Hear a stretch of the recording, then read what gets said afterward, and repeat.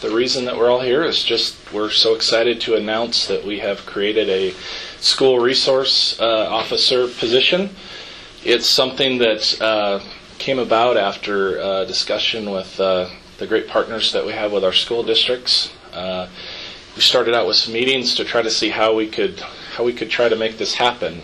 We haven't had a school resource officer with the Sheriff's Office for at least beyond a decade. I believe we participated in the DARE program prior to that, but we saw a need and we wanted to concentrate on relationships in law enforcement. It's all about relationships with our public partners and specifically the schools and our children. So it's super exciting to announce this.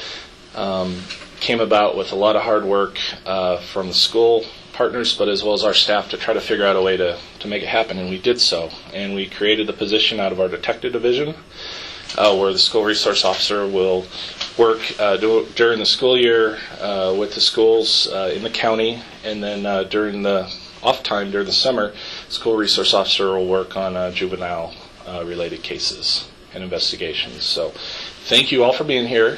I'll introduce, most of you probably have met Deputy Birket, but Rebecca is super dedicated, very hard worker. Her children go to school in Lolo, so she has a little stake in the school system as well. And but we're excited that she stepped up, was selected, went through some training, and is just going to be a great advocate for these relationships in this program and the success of the program. So, Rebecca Birket.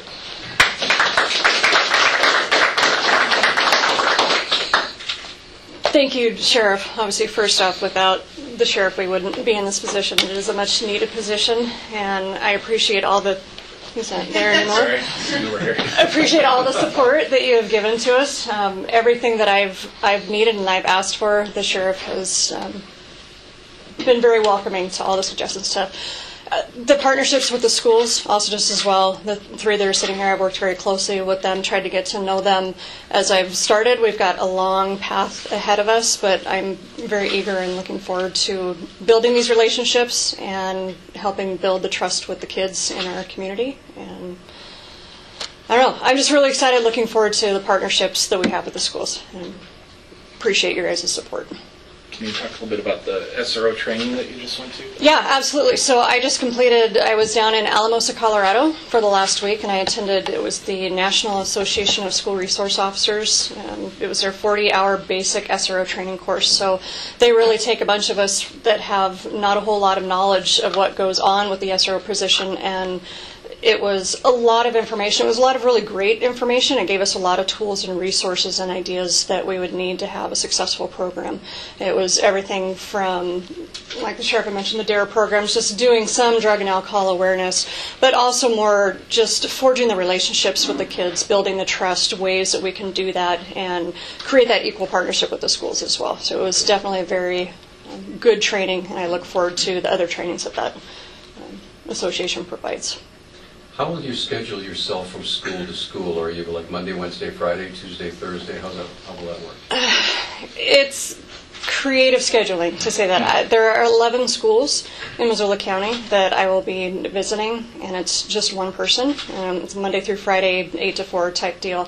Right now I'm not doing a set schedule because just with that amount of schools, I can't. I'm trying to see what the needs are of the schools. Obviously, some schools have a little more activity than other schools do, a little more need for some presence and to build those relationships.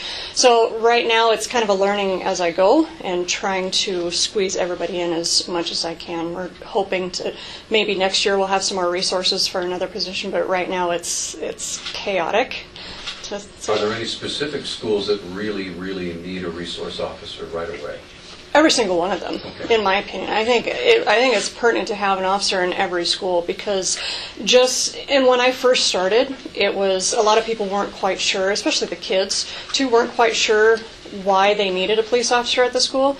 But after only a couple weeks, you can see that need has increased, and the more welcoming they are to me and the more open that they are to approaching me with problems that they're having. And it's not just restricted to problems at the school, it's problems that they're having at home as well. I've already had interactions with the students outside of the schools that say, hey, you're the cop at my school, and that's a good relationship to have, and it's definitely a need. And so I don't think that there's any schools that are, none of the schools are in danger where they would need the police there as an imminent safety issue, but it's more of that getting one-on-one with the kids, talking to the parents, because a lot of stuff that goes on at home transfers over to what goes on in school. So the more I can talk to them, the more we can see the need that this is definitely an important position.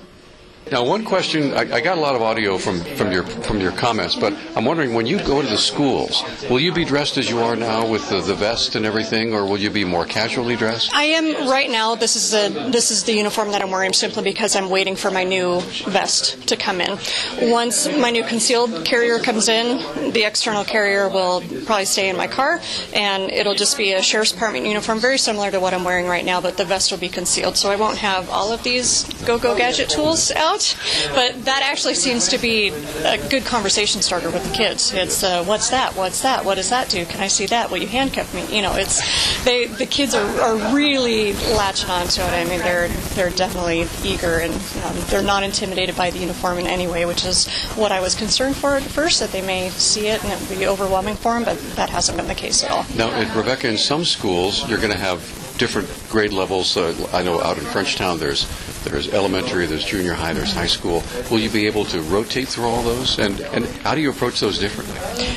It is. So the students that I have right now are from preschool until seniors in high school. So it is the full range of ages. And that's just part of me being able to communicate with them. I have to wear a lot of different hats in this role, and I have to know what my target audience is. So I'm a lot more animated when I'm talking to the littles, when I can be a little more, casual and relaxed with the bigger kids, and I know that, hey, you're pretty much adults, we can talk on that level. So it's just knowing my audience and being able to effectively communicate with them. And you're a mom. I am. All right, so what difference does that make when you're dealing with all these little ones? Not a whole lot, because I know how to be a mom, I know how to be a cop, and now it's just finding that good middle ground of, a lot of the kids don't necessarily come from good home lives, and they don't have that positive adult role model in their lives. So a lot of the talks that I've had with these kids are more focused on, hey, what'd you do this weekend? How'd your soccer game go? Are you going hunting this week? What are you looking forward to? And just kind of showing them that we're people, and they all know that I'm a mom, and so a lot of them, they'll refer to me by my kids, and hey, you're so-and-so's mom. Yeah, that's me. But, they know, and I think that they look past the uniform, and they see me as just another trusted adult.